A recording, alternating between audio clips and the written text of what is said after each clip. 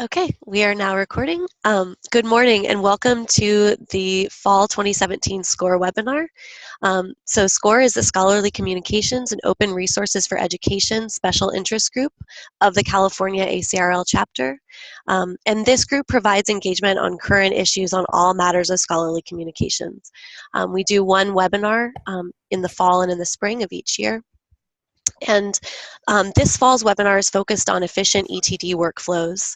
We have two presenters, Michelle Gibney from the University of the Pacific and Christy Shorey from the University of Florida, who will cover everything from retro digitization to workflows involving ETDs coming in and using file transfer technologies. I'm going to facilitate. My name is Monica Weston. I'm from the California Digital Library. And there will be time after each of the presentations for questions as well as at the end. And I'm going to stop sharing my screen so that Michelle can start.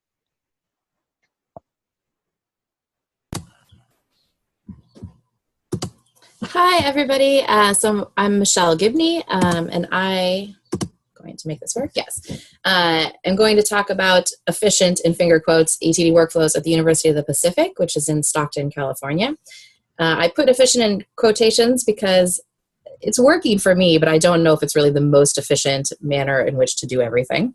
So let me give you a little quick intro to Pacific. It's a 3-campus university in Stockton, San Francisco, and Sacramento. It's the oldest chartered school in California. It's the first conservatory of music on the West Coast. It offers 100 academic programs and 60 undergraduate degrees, and then 15 departments offer doctoral degrees in 5 schools and colleges.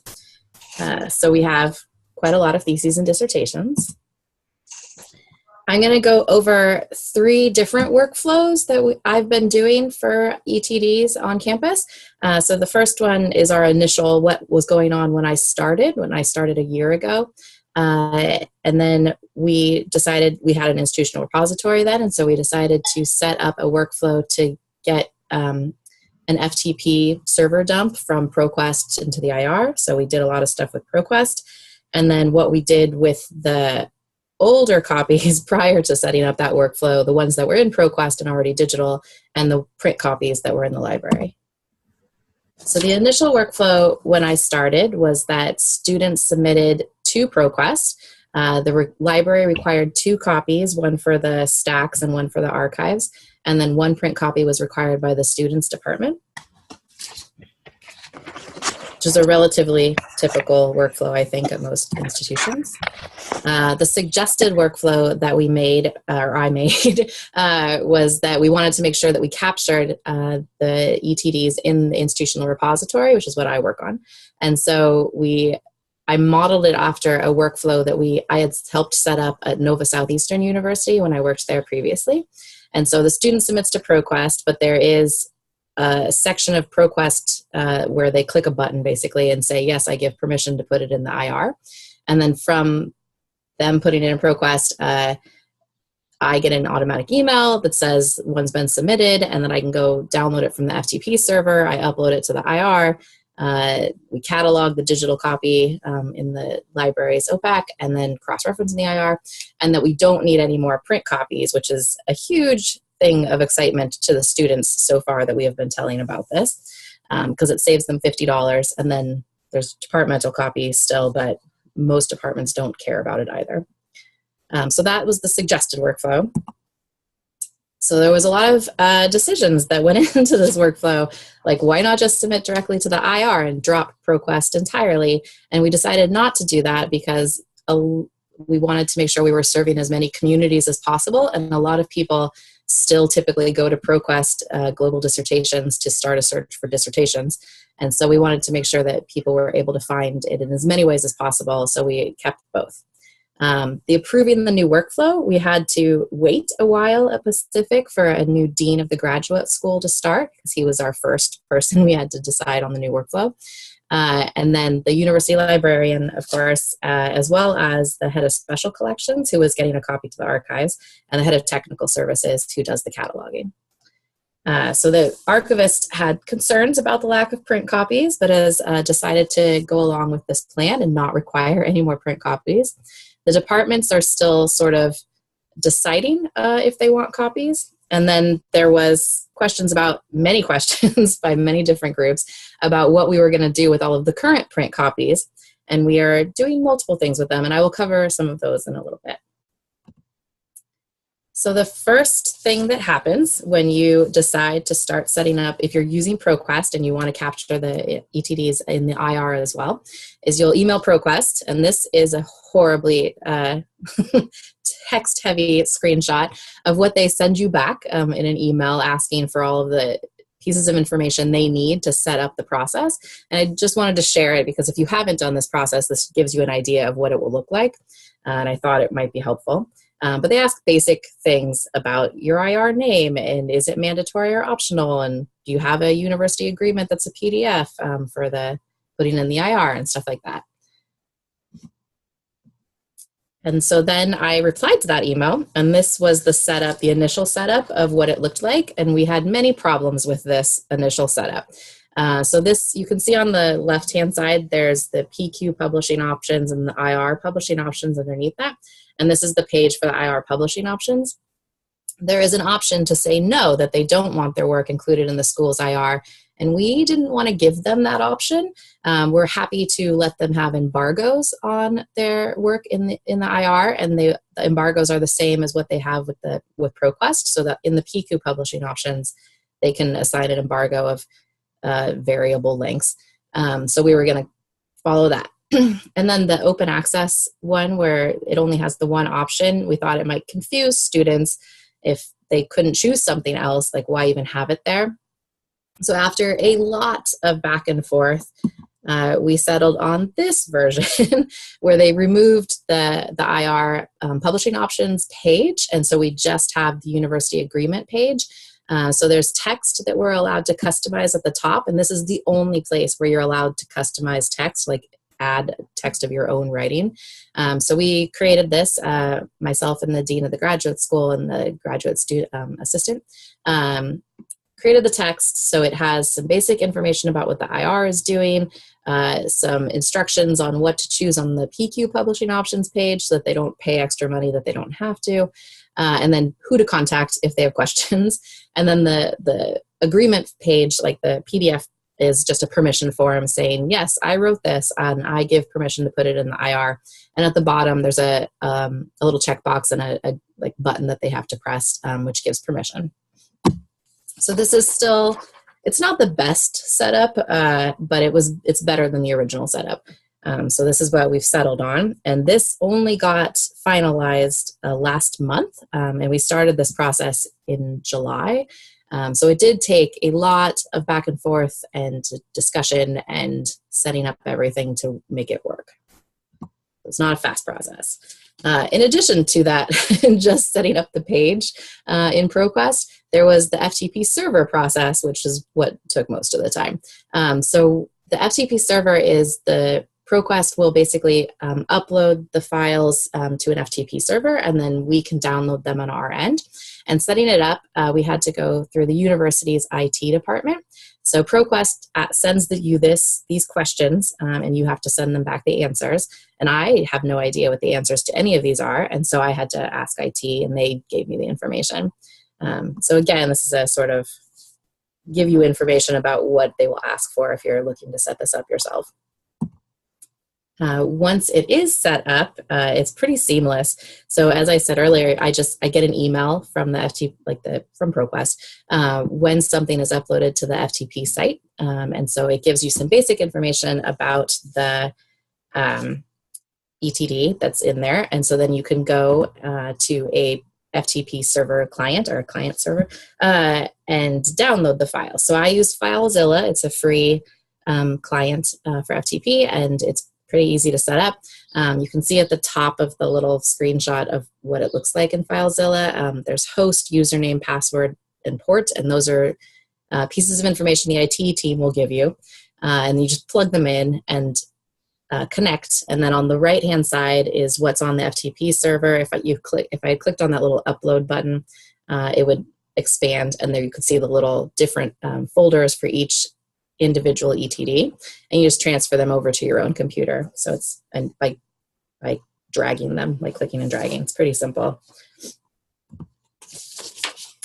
So what actually comes across in the little folder for each ETD is an XML file and then the PDF of the thesis or dissertation itself. So on the left is a screenshot of what the XML file looks like. And there are different ways to do this. So if you have someone that has a lot of XML experience and expertise at your institution, you might be able to set up an automated way to process the XML files and upload everything to the IR. I do not currently have someone like that at my institution, so I just manually do them, and there aren't that many at a time, so it's not hugely onerous. But basically, I just copy and paste, and you can see on the left on the XML file, they have the various things like the title, and above that was the person's name and everything, and then the date it was assigned and the advisor's names, and I just copy and paste over into our institutional repository submission form, which is on the right. So that's what we do. So as I mentioned, we also, in addition to setting up all of the ProQuest FTP stuff, we also were working on what we were going to do with the historic print and ProQuest copies that were prior to having our setup. So we went through many discussions of what we want to do. It's a huge decision of what you're going to do with all of those print copies. There are a lot of things that go into it for the library, like space concerns and limited shelf availability. And currently at Pacific, we're doing a remodel of the entire library, and all of the books have been moved to the garden level of the library, and everything else, the other 3 floors, are going to be mostly student workspace type areas, and so there aren't going to be books, and so we had limited shelf space. Having the 2 copies is what we were doing, one for the archives and one for the stacks, and so what's been decided is that we will only keep 1 copy for the archives and are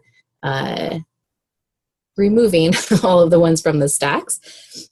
So we are doing that with our print copies, and then moving forward, no copies are being required, and we're only going to have the digital copies. So the ones that are being removed from the shelves, if we have a duplicate one in the archives, we're considering now cutting them up basically so that we can feed the pages through a scanner, which will be much easier to do than a book scanner type one where you have to turn the pages. So we are going to be starting that next semester with the historic print copies. But let me go back to what I actually did with some of the other things already. So in ProQuest, obviously, you can search by institution and find all of the ETDs that are in ProQuest that were written by students at your institution, and then you can export them in an Excel file by clicking the Save button and choose XLS from there, which gives you an Excel spreadsheet that looks like this. And so I did that. And you have to do some work with the metadata to make it work with your IR, I'm assuming. So we use Digital Commons, and to make it work with our spreadsheets for batch uploading, I turned it into a spreadsheet that looks like this, and not all of the metadata from ProQuest exports in that Excel file for some reason. So all of the highlighted fields are ones that don't export, like the advisors and page numbers and the department and degree. So I have a student working on this, and you can see he's already filled out a lot of this. And it's got 2 columns on the far right, one which says, is there a PDF in ProQuest, basically, and not all of them have PDFs in ProQuest. And then, is it cataloged in our library's database yet as well? And none of these are, because they are recent from 2017 ones, but many of the ones further down the list were. So the student is still working on this, but it's a process. It's going pretty well. And then the other way of getting ones that you already have some metadata for is that I asked the technical services team if they could export an Excel spreadsheet of what we had of print copies in the library. And so they went into Sierra and did an export of our University of the Pacific dissertations and theses. And this is what I got for the Excel spreadsheet. And again, I had to do a lot of work on the metadata to convert it to what could be uploaded in our institutional repository. And it's limited metadata. It's just author and title, so our date. Like, there's very limited information here, but we took that spreadsheet anyway and uploaded it. And also I deleted the duplicates in this one that were already in the ProQuest, because many of them obviously are in ProQuest as well. So from that process, we currently have 2,341 they're not ETDs in the repository. Of the print only is most of them, which is 2,000. So there's no file for those, which is unfortunate, but we do have at least some metadata, and we have plans to eventually digitize them and put the files in as well. And then from ProQuest, there were originally about 1,000 of them, but we've only done 313 so far, because it takes a long time to download the files and upload everything, and for the student to go check everything. And then FTP, since we got everything set up, there are 5 currently, which are in process to be uploaded. And then I've been contacted by one alumni who wants to have their print-only copy from 2013 digitized and put in. And so the way that I got contacted by the alumni is that I heavily customized the view and IR for the ETDs. So you can see this is what they look like. So you can see the ProQuest digital and the print-only versions. And so at the moment, because of copyright concerns, we are restricting access to everything that we've been have digital in the repository in the ETDs, because we don't have permission from the alumni to make it open access. And so someone has to log in with a specific email address in order to download it. So there is a little box underneath the download button that stresses that, as well as the campus access only button above it.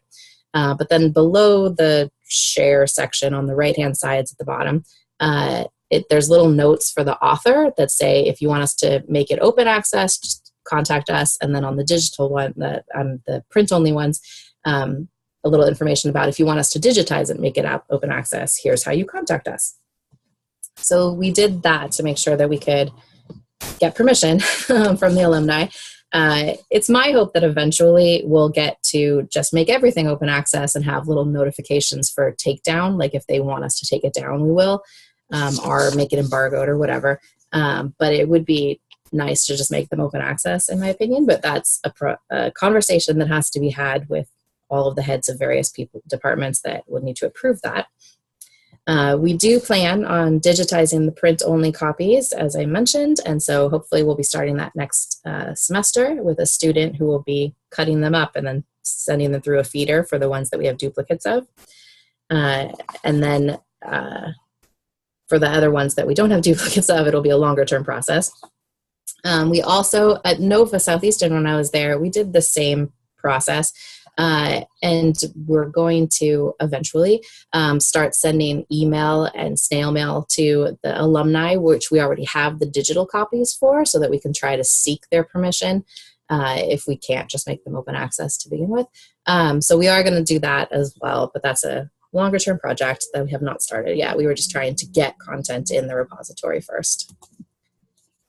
So this is our relatively sad download map, where we only have had 5 downloads of the print and ProQuest copies that we have in there so far. And those are people that have specific email addresses, and so most of them you can see are in California, where we are. And then we have many distance students, so that's probably what the Alaska one is. And then this is just I did an ETD presentation at ETD 2017 in DC this summer, and part of it was to do a survey of people who work with ETDs, and there is a lot more information at that URL if you're interested in seeing what the survey results were. We got 50 responses and collated a lot of the data and made an infographic for it, and also all of the data is there, the raw data, if you want to just look at it as well. Okay, and that is the end of my presentation. So I assume Monica is there questions that I can answer? I will try to open a chat box. Yeah, so I saw one question come into chat about FERPA concerns for posting student metadata. And Chrissy Shorey already started to answer saying, if it's directory style information, you can use it in the metadata. And I don't know, Michelle, if you want to speak at all about student privacy and metadata. So we're not putting, I am not, okay, my understanding about FERPA is also limited, but we're not putting up anything that is there. There's no way that anyone could access, we don't have their email addresses, so they're not accessing their personal data. So we're not putting up like their addresses, our contact information. So it's just information about the ETD itself, which most people could, if they looked in ProQuest or if they looked on the library's catalog, they could find most of that information anyway. And it's anyone can come into our library and just look at the books on the shelf. So I don't think that we're violating any FERPA concerns because we're not putting private information up. Thank you. And it looks like you answered Paige's question. If anyone else has questions for Michelle at the moment, feel free to type them into the chat box or unmute yourself and ask aloud. Otherwise, there will be a few minutes at the end as well.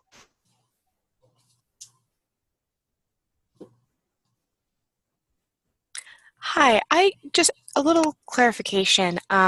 You had mentioned that you're not giving students the option to opt out of putting their or having their ETDs put into your IR, but you're still concerned about making them openly available. Is there the hope that going forward, once you get it through approval processes, you'll be able to kind of tweak that uploading process so that when they can't opt out of the IR, they're also approving that their material can be open access? I'm not sure I entirely understand the question, but for the ones moving forwards, they will be open access unless they have an embargo on them, and we are doing embargoes if they request them through ProQuest. So we are doing that, and for all of the past ones, we're not making them open access because we don't have permission. Like when they submit through ProQuest, they are giving permission to put it in the IR, and so we're doing it.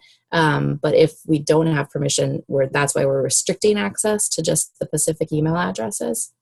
Does that make sense? Yes, thank you. Yes, thanks. Answers my question.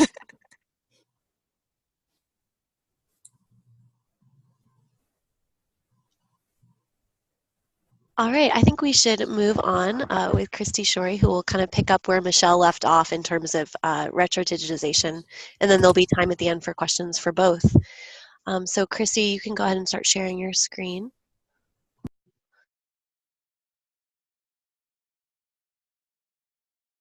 Okay, is it up? Yes, looks great. Okay.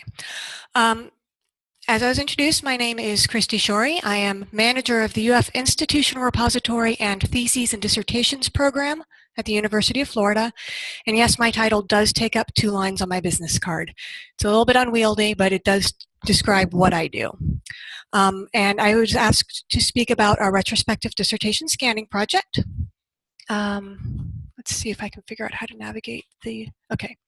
So a little bit of overview of what we're going to talk about is a history of ETDs and then our digitization project here at the University of Florida. And then if you're looking at starting a retrospective dissertation and thesis scanning project, basic questions to consider, and then how UF answered those questions when we began our project. And then our project is about 10 years old, and so we have had changes over the time that we have been working with the digitization, and so I'll provide those updates. And then I also have a list of references and resources.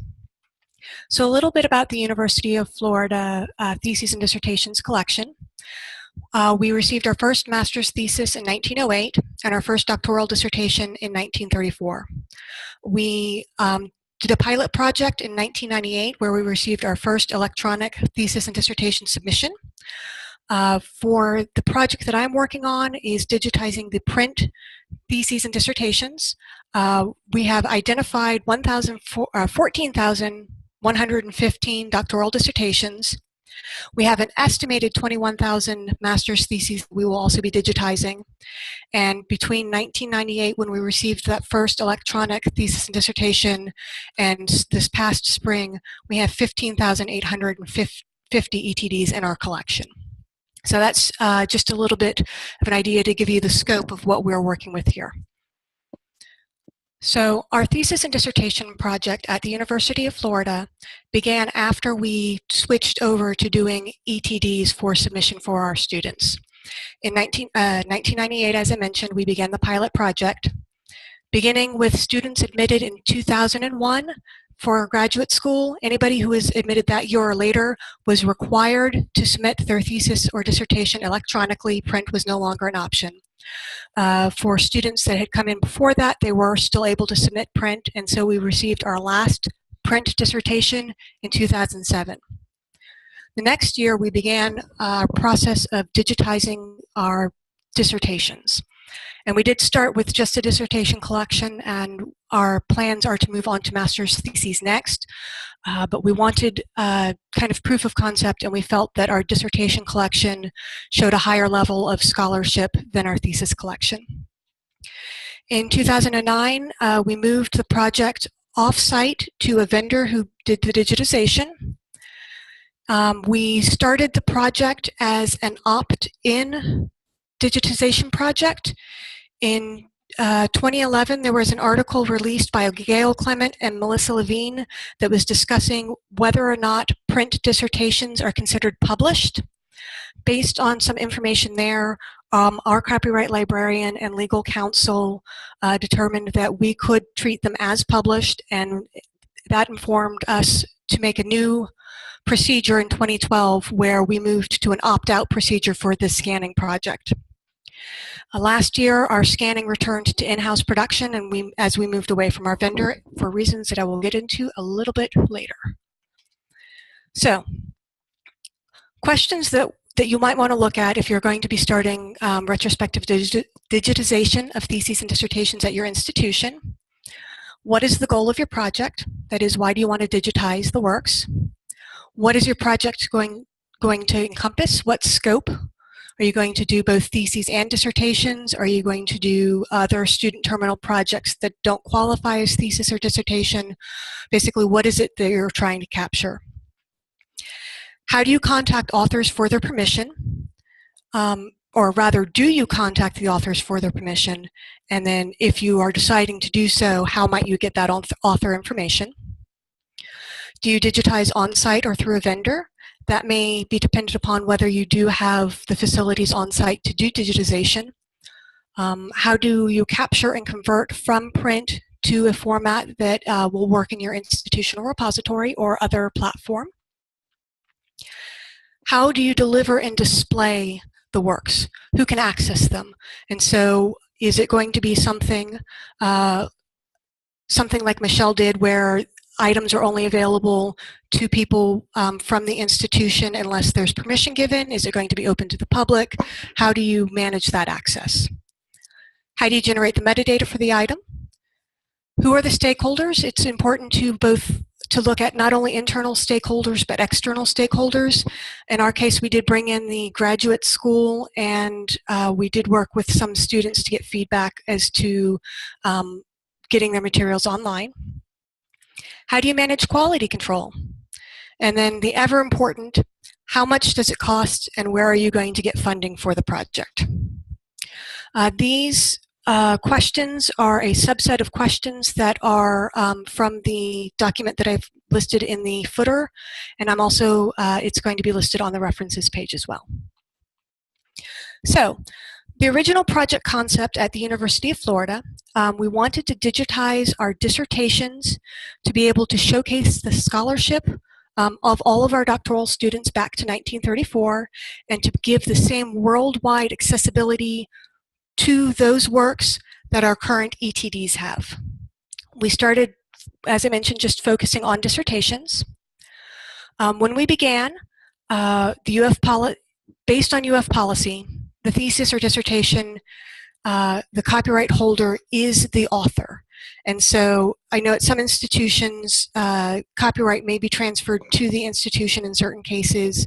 For us, anything that a graduate student is working on submitting for their thesis of dissertation, they maintain the copyright, and so they have final say over what can be done with it. Because of this, we were treating all of the titles as if they were in copyright, and thus we would only digitize with author permission. Now, for some of the earlier titles, prior to 1978 and then prior to 1964, whether or not the work was considered in the public domain or out of copyright, those questions did arise, and we did have a mechanism for looking at those as to whether or not we can publish them online without getting the author's permission. We did want to do the courtesy to all of our authors, however, where we had contact information, to reach out to them and give them the option to opt in or opt out of the digitization project. We got our author information from our Alumni Association, and as you may know, the Alumni Association information is only as good as the alumni who sign up for it. And so we did have gaps in contact information from individuals who may not have signed up with the Alumni Association or who may not have kept their information there current. When we began, we digitized in-house and we used a sheet feed scanner. Like Michelle, we had second copies, one circulating copy and one archives copy. Where we had the circulating copy, we would take it, we would disbind it and run it through the sheet feed scanner. If we only had one copy, we did try to use overhead scanning for those. If we had one copy that was the circulating copy, we would then transfer the item into the archive so that our archives was complete. We decided to deliver our theses and dissertations in our institutional repository. Our platform is SOBEC-CM, and our institutional repository started in 2006, so it was 2 years prior to when we began our digitization project. For the titles that we began with, they were posted as open access. And for our scanning, we set our capture and convert guidelines. We were going to scan at 300 DPI, TIFFs, and we use the TIFFs to archive it, and then our system will make derivatives of the TIFFs for web viewing, JP2000, JP2s, and we are also going back for those that we did not immediately make PDFs for and making PDFs so that they are available through our web viewer. At the beginning, we did scan in grayscale unless there were color images present. One thing that I did not get on the slides was that for our metadata, we did harvest the metadata from our catalog. Our system is in Aleph, and we would export the records from Aleph, import them into our institutional repository as a basis for the records there. Of course, everything changes over time, and in 2008, we began scanning in-house. Over the course of 6 months, we were able to scan 308 dissertations. We then started a pilot project scanning materials at Internet Archive.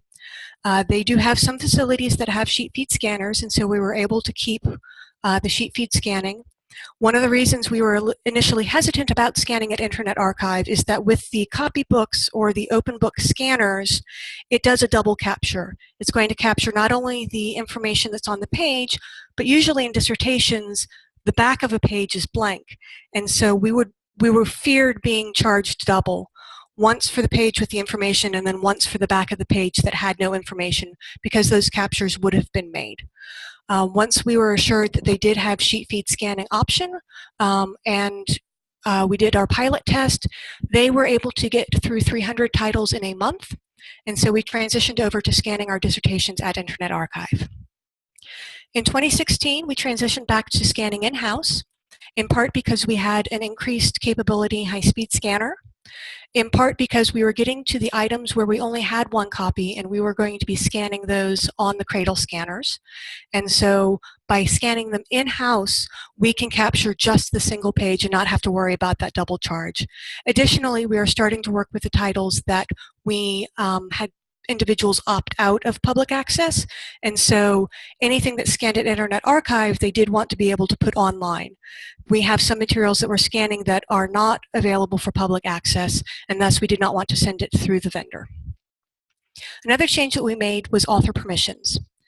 As I mentioned, when we started in 2008, we used an opt-in model. In 2012, we moved to an opt-out model.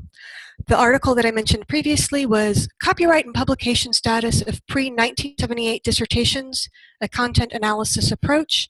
And the high-level summary is that based on precedent and based on how dissertations had been treated, if a dissertation had been submitted into a library, that was enough to consider it published. And because it was published, we then felt confident in moving our direction from an opt-in to an opt-out model. I have listed here a link to the policy that we used. Essentially, we were going to make a best effort to reach all of the authors to give them the opportunity to opt out of having their dissertation made publicly available online. We were looking at fair use as a means to support putting them online. However, if the author does not want their work available, we would honor that. If at any point the author does determine that their work is online and they don't want it to be, they can contact us and we will take it down. We, at this point, did also look closely at, again, the copyright, whether items were considered in the public domain, copyright had expired, or if they were still in copyright. On our records, we do note which type of restriction, which kind of print, words have failed me. We did consider which kind of copyright the works were still under, and used that to inform how we listed them as to whether or not we were posting it because it was under public domain or if we were posting it with permission from the author. In the cases where we did not have author contact information, we did do a public-facing PR and marketing where we reached out and let individuals know through as many means as we could, through the Alumni Association, through the library website, and through newsletters of the departments, that we were undergoing this project, and if they wanted to opt out of having their dissertation online, they simply needed to contact us. For us, what opt-out means is, prior to this year, dissertations that are digitized for preservation purposes only, and we would not put a copy online. Starting this year, we have changed our model where dissertations that are digitized are going to be made available online through the UF community only, and we restrict that via IP ranges, so an individual would have to come in through either the campus computer or through a VPN in order to be able to see these works. We felt that that better parodied the access that we have for our print archive versions. Rather than making it not available at all, it's made available to those individuals who do come to campus. When we began the project, we had identified 8,116 dissertations. Over the years, we found some titles that had not made the original cut. In our Health Science Center library used to be an individual library system.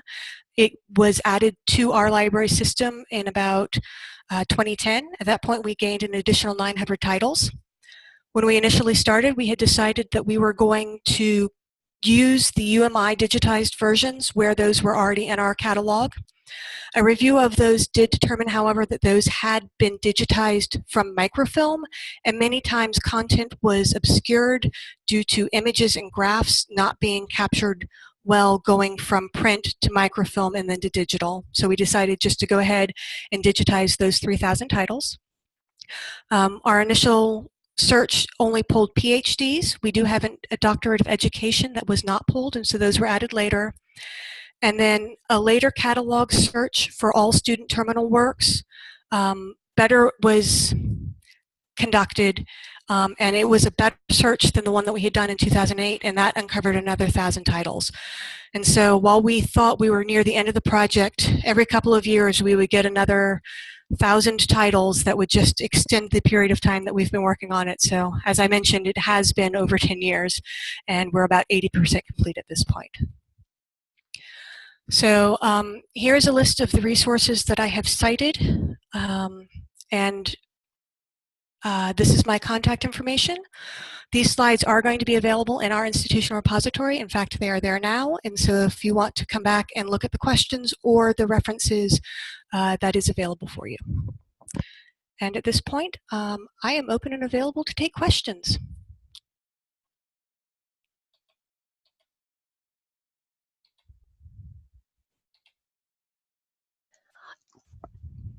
Just a reminder that everyone is muted, so you will need to unmute yourself if you want to ask a question aloud, and you can also type it into the chat box.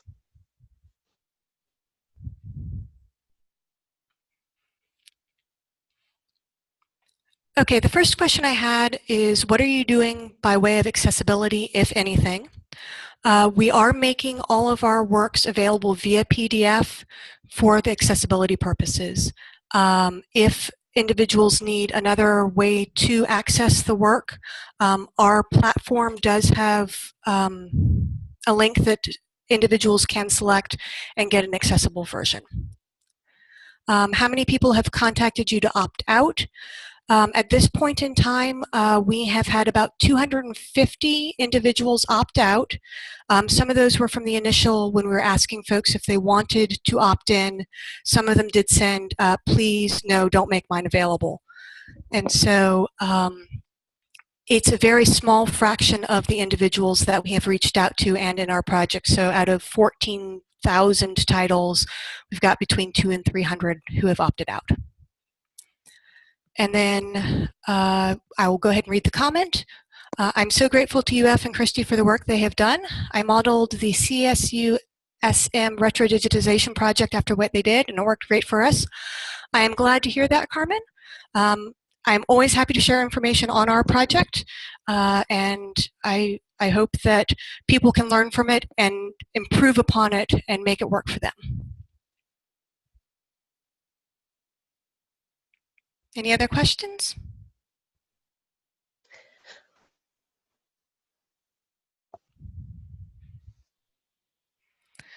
Was the funding for the digitization provided by the campus, or did you use any grants? That is an interesting question, and I do see that I missed one before that I will go back to. When our students graduate, they had been submitting a $12.80 library processing fee that initially went towards the binding of their dissertations. When we transitioned from doing print dissertations to requiring electronic dissertations, that fee went from being a binding fee to being a library processing fee. It began accruing over the years where we were no longer binding our dissertations. And so that library processing fee built up to the point where we were able to fund the digitization of the works off of the fee. We felt that because what we were doing was making dissertations available, it still filled the goal that that fee was being charged for. The question that I had missed from above was, did you perform the accessibility work on the files, or was that an automated process? That is an automated process. When we do the scanning in-house, one of the files that is derived is a PDF, and so we use that PDF for the accessibility. For the ones that are downloaded otherwise, that's actually a process that is not handled by me, and I unfortunately don't have the information at this time, but I am happy to look into it for you. And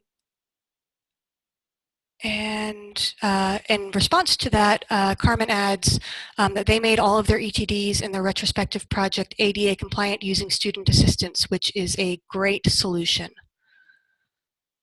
Any other questions?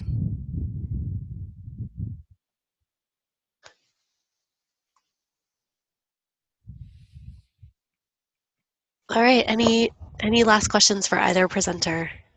Looks like we may be at the end. I'm going to jump back in. Christy, if you don't mind me taking over screen sharing from you.